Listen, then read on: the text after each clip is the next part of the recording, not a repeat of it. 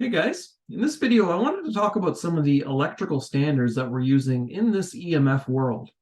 Now, more specifically, I wanted to look at these standards that have to do with this low frequency electric field. Now, for those that aren't familiar, this low frequency electric field, what it is, it's a field of energy that really radiates off your home's electrical system. And it's a field of energy that radiates off everything that you have plugged into your home's wall sockets. So this is really a field of energy that affects all of us. And it affects us in our own homes, and it affects us in our places of business as well. And very recently, I've been made aware of a number of different products that you can find on the market today that are actually making marketing claims that their products are considered to be low EMF. And these particular products I'm finding, they're actually products found in the health and wellness industry. So in this video, I really wanted to take a quick deeper dive into actually how we're evaluating this. And it turns out that actually these companies that are making these marketing claims, what they're doing is they're actually taking their products and they're sending them out to a third-party laboratory. And this third-party laboratory is actually doing some testing on their products. And the testing that they're doing, they're actually testing to a very specific electrical standard. And the standard here, and the specific standard that I'm talking about, I'm actually showing it here down at the bottom right of my screen. And this is an electrical standard here that was developed by the IEEE organization, this Institute for Electrical and Electronics Engineers. Now, in previous videos, I've already spoken about this organization. Now, for those that aren't familiar, this organization is really responsible for developing really all of the standards that have to do with everything to do with wireless communications. This organization is behind all of this. And this includes things like our Wi-Fi. This includes things like even everything to do with 5G. This organization is behind all of this. And it so happens that this very same organization is actually responsible for developing the standards that tell us what's safe and really the safe exposure levels to this electromagnetic radiation. And I really want to go into this, and I really want to take a look at what these standards are actually saying. Now, I wanted to begin by actually taking a look at the scope of this particular standard. Now, before I do that, I just wanted to mention that I actually purchased the standard, and I have read it, and I've actually read certain sections of it more than once. And it's also worth mentioning here too, guys, is that I spent well over 15 years in the electrical and manufacturing world, where we built robotic welding systems to repair nuclear reactors and to help repair jet engines, just to give you a few examples. And really one major job role that I had was that I actually had to make sure that this equipment met all of the necessary electrical standards before we shipped this equipment out to different countries around the world. And there were a lot of electrical standards involved in this. There were a lot of them. And I do have a lot of expertise in this world. So I just wanted to mention that because reading these standards here, these IEEE standards, this is something that I am really quite familiar with. Now, I wanted to get into the scope of this particular standard here because there's a certain section that really jumped out at me. And I have it highlighted here down here in the bottom right of your screen. I'm going to go ahead and read this. And it says, exposure limits defined in this standard are not based on the potential effects of long-term exposure.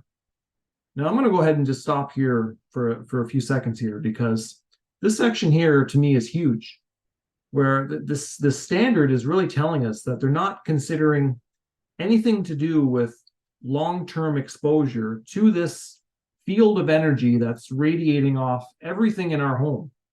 And when I read this, this really shook me up a little bit because in the field of work that I'm doing, I deal with a lot of chronically ill people. Like a lot of my clients have serious chronic illness that they're dealing with.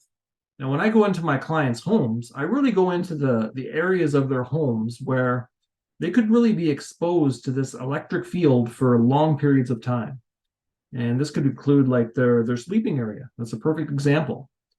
And what I can tell you from all of the work that I've done is that all of these chronically ill clients that I've had, I have found significantly high levels of this electric field energy in and around their bed. And this would be considered something that, this is a long-term exposure here that we're dealing with, because they're exposed to this field all night for at least 6 to 8 hours every night for days and days and weeks and months, and it could be even years. And here I am, I'm dealing with clients that they're dealing with chronic illness. So for me, this standard, I think, like the long-term exposure to me, is the most important. And we cannot omit this. And right here in this standard, right in the scope of this standard, is telling us that they're not including anything to do with long-term exposure. So I found that very, very, very, very alarming when I first read that. And the reasons why, it says, there is not sufficient reliable evidence to conclude that long-term exposure to electric and magnetic fields at levels found in communities or occupational environments, like your home or business, or especially your sleeping area, are adverse to human health or cause a disease, including cancer. So they're telling us that there's no reliable evidence that could suggest that long-term exposure to this electric field poses any issues. So right then and there, they're completely ignoring all of that. And it continues, there's more to this. It says, there is no confirmed mechanism that would provide a firm basis to predict adverse effects from low-level long-term exposure. So right here, they're telling you that they actually don't know the mechanism to how this low-frequency electric field interacts with the human body. And again, I found that very, very interesting, because I've talked about this in previous videos on how we actually don't understand how any of this electromagnetic radiation truly interacts with the body. And really the reason for that is because we don't truly understand what the human body is made of. What is it truly made of? And we don't actually understand the role of water in how the body functions. So these are two key areas that we just don't have enough knowledge of yet to really make any of these conclusions on how this electric field here that's present in our environment all day long could be interacting with our body. So right here in this scope section here, I think is huge to bring to your attention, because they're not considering anything to do with long-term exposure, because they don't believe that there's enough reliable evidence to suggest that there's anything to be concerned about here. And number two, there's really no confirmed mechanism to how this low-frequency electric field that's buzzing in our environment, in our sleeping area, all day long, interacts with the human body. So now I want to take a look at section 4 of this particular standard here, because this is the section that really looks at the mechanisms of interaction here. Now, just a few seconds ago, we looked at this standard here and how it's stating that they're not including anything to do with long-term exposure. And really the reason for that, one of the reasons for that, is because there's really no known mechanism on how this buzzing electric field that's present around us all day long could be interacting with the human body, and how it could be disturbing these biochemical reactions, like really over the long term. And this section 4 here is really describing an interaction here that is really producing a potential short-term effect. It's really a short-term event that they're looking for to see if there's anything to worry about. And it's something that's actually happening on the cell membrane inside the cells inside your body. Now I'm going to go ahead and read a section of this that I have highlighted here, section 4. So you can get an idea of what's going on here, and I'm circling it here right here in the center. And it states, established mechanisms have been identified based on these criteria. So these criteria here, you can see there's 3 different articles. Now, I'm not going to get into what these articles are stating, but what's really important to mention here about these articles is that they're all heavily based in electrochemistry. And electrochemistry is really fundamentally derived from something that's actually called electron theory, an electron theory of electricity. Now, this is very, very important for me to bring up here, and I'm going to come back to this in a second, or in a few minutes here. But if you actually look over to the right of your screen here, just underneath me, you can see here, this is what we believe the atom is made of. You can see it consists here of an electron, a proton, and a neutron. And I've covered a lot of this in other videos, but what's important here is this is really describing really the basics of the electron theory of matter. Is that all matter is electrically charged, and we have this electron here that seems to be whizzing around in the environment. So really just keep this in the back of your mind here for a few minutes. And I'm going to continue reading on here what this is saying. It says, one class of mechanisms relates to membrane polarization, the alteration of the cellular membrane's natural resting potential by the in situ electric field, the electric field from the environment. Depolarization of the membranes of nerve and muscle can lead to their excitation, herein referred to as electrostimulation. These effects are responsible for the minimum thresholds of reaction at frequencies from 1 hertz up to 3,000 hertz, or 3 kilohertz. And this is the limit of the standard. This is the low frequency electric field here, and the magnetic field that I'm actually talking about. So really, to summarize here, what they're looking for in this mechanism of interaction is really a cell depolarization event. Now, down here, if you look down here by this red arrow here on the left-hand side, I've got a definition of what we describe as cell depolarization. And it's worth reading this so you can get a handle on what this is saying. And decell polarization, what it means is it's a process that shifts the electrical charge distribution so that the cell inside of our body is less negatively charged than the environment. So what this is really telling us here, guys, if you follow this red arrow down here to the bottom, you can see this is actually showing the outer membrane of the cells inside your body. You can see here's the membrane here that I'm showing you. And this is actually inside the cell. And this blue section here is actually what would be considered outside the cell, the environment to the cell, which is really just fundamentally made of water. Now, what we do believe is that when we look at the cells inside of our body, what we believe is that when we go inside the cell, this is where we tend to get more negative in its electric charge potential. And as we move outside the cell, this is where it tends to get more positive. So what you can see here from the inside the cell to the outside the cell, we can get a potential difference here. And this potential difference is actually what's called voltage. So really this method of interaction that they're describing here is saying that this electric field that's buzzing in our environment all day long, what they're looking for is how this field interacts with our body, the cells inside of our body, and they're looking for that change in voltage potential from inside the cell to its outer environment. They're looking for some type of depolarization event to occur, and that would tell them that there's something that we need to be worried about here. Now, having said all of that, there's a few things that I think are worth bringing up here. And I've got a few notes here, just down here in the bottom right of your screen here. And the first one, it says, we are actually looking for changes in voltage. So voltage seems to be fundamental here. Voltage is actually an energy term in physics. And when we get into voltage, what voltage is, it's actually a relative property of electricity. Because in order to have a voltage, we have to have a positive charge referenced or a positive charge relative to a negative charge. And they're distance separated in order to get that potential difference.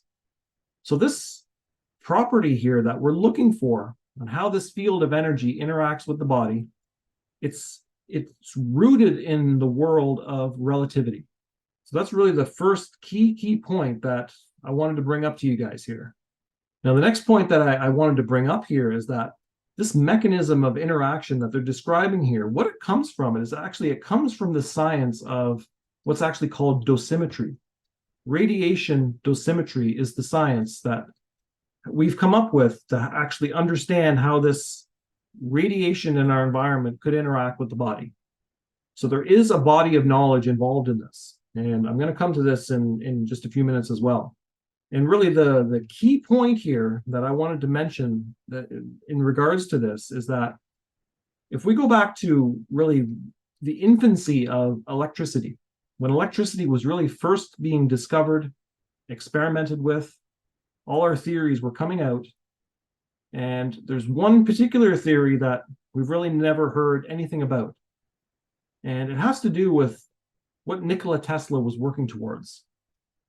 And this is really worth mentioning here, because when we look at the electrical system that he was working towards and what he was designing, it had nothing, from all the research that I've done, it really has nothing to do with voltage.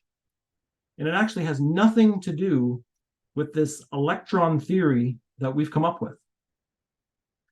So if what I'm saying here is accurate, there's a potential understanding here of electricity that it's just not known yet to humanity. And I think this is just so important to bring up here, especially with all the work that I've been doing, because really, when you look at Nikola Tesla's work and everything that he was working towards, he was obsessed with the rotating magnetic field. He was obsessed with it. And when we come to look at this interaction here that I'm describing to you in this standard, they're looking for changes in this voltage potential from the outer to the inner spaces of the cell. We're looking for voltage. And in electrical engineering, when we describe voltage, we want to know what really voltage is made of and how we actually make voltage. It's actually considered to be the rate of change of magnetic flux. So if we look at this and we look at what all the things that Tesla was trying to move us towards, what this is all concluding here, at least what I'm seeing here, guys, is that instead of looking at actually changes of the voltage here from the inner and the outer cell membrane, and when we look at voltage, it's actually made up of the rotating magnetic field. And you look at all the other videos that I've done that actually is showing us that this rotating magnetic field is the fundamental field that's in our environment. It's everywhere. And I really think we should be looking at potentially how we could be disturbing or distorting this true fundamental field that's here. And I've proposed in previous videos what I think might be going on there, and how we could actually be disturbing this field of energy that's actually outside the body. Whereas this science of dissymmetry here, which is what the standard is really based upon, they're actually looking for the disturbance inside the cell relative to outside the cell.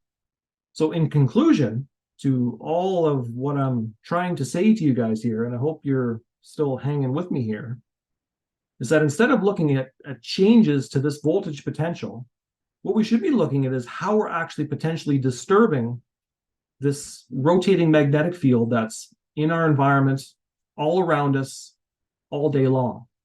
Now, I just spoke about the science of dissymmetry, this body of knowledge here, that these IEEE standards, this particular standard here that I'm talking about, this is the body of knowledge that it's driving all its information from. This is like their Bible in this case.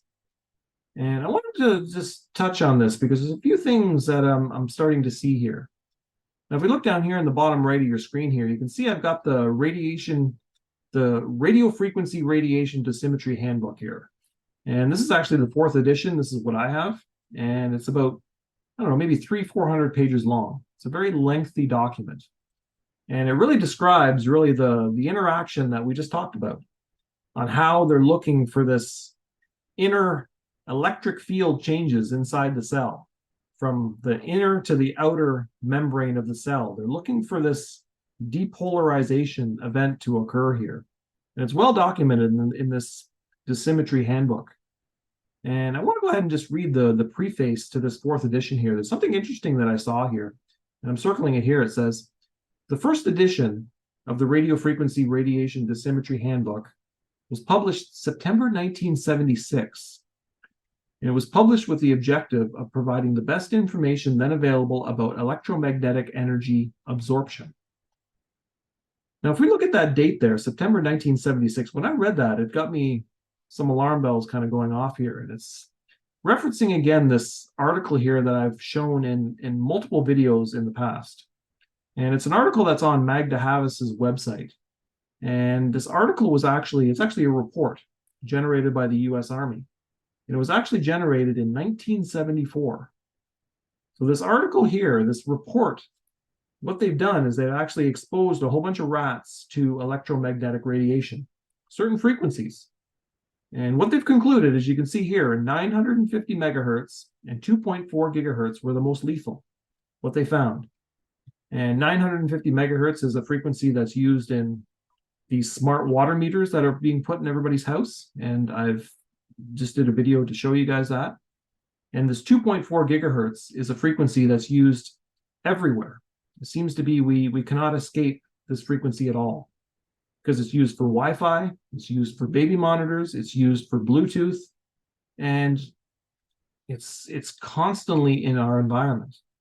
So really, when I was looking at all this, and I started looking at this dosimetry handbook, understanding what they believe this mechanism of interaction is between how these frequencies interact with the body. What I'm seeing here, when we're looking at how they're describing this, we are never ever going to see how these potential frequencies here could really be disturbing the body in the long term. To me, we're never ever going to be able to see that as long as we continue to use this body of knowledge, which is telling us that we need to look inside the individual cell inside the body, and we're looking for these inner electric field disturbances here, these changes, this depolarization type of event that's happening inside the cell. That's where we seem to be looking. Whereas I've been suggesting, no, I think we're looking in the wrong places here. We need to be looking in the environment around the body. This is where I think we're going to see some significant things, and how that field of energy that's around the body, how it connects inside the body, which involves water. And I've talked about that already in previous videos, so I don't want to get into all that, but I just wanted to bring this up because as long as this body of knowledge continues to exist, I just don't think we're ever going to see how destructive these frequencies could truly be to the human body. Now let's come back to this IEEE standard here one more time here and take a look at the exposure levels. So here on the left-hand side here, you can see I got table number 4 here. And this is actually what's telling us, this standard is telling us what's considered to be safe here. And all these products here that I'm starting to see that are coming out on the market, and they're marketing these products as low EMF products, this is what they need to comply to. As you can see here on the left-hand side, the frequency range here in this chart, this section here, we got 1 to 368 hertz. So this electric field here that's present inside our home, that's coming off the home's electrical system, I mean, the fundamental frequency is 60 hertz. At least it is here in North America. And if you're over in Europe, you're going to be using 50 hertz. So really this falls right into this 1 to 368 hertz range. So you can see here, I got a red arrow, and this is actually what's showing the limits here. You can see here it's saying 5,000 volts per meter. This is the exposure level limit. And anything below 5,000 volts would consider to be safe. So when we look at a product here that you might potentially want to buy on the market, and they're saying it's low EMF, they've had it tested, and you look into that, this is probably more than likely going to be the standard that they use to test that product.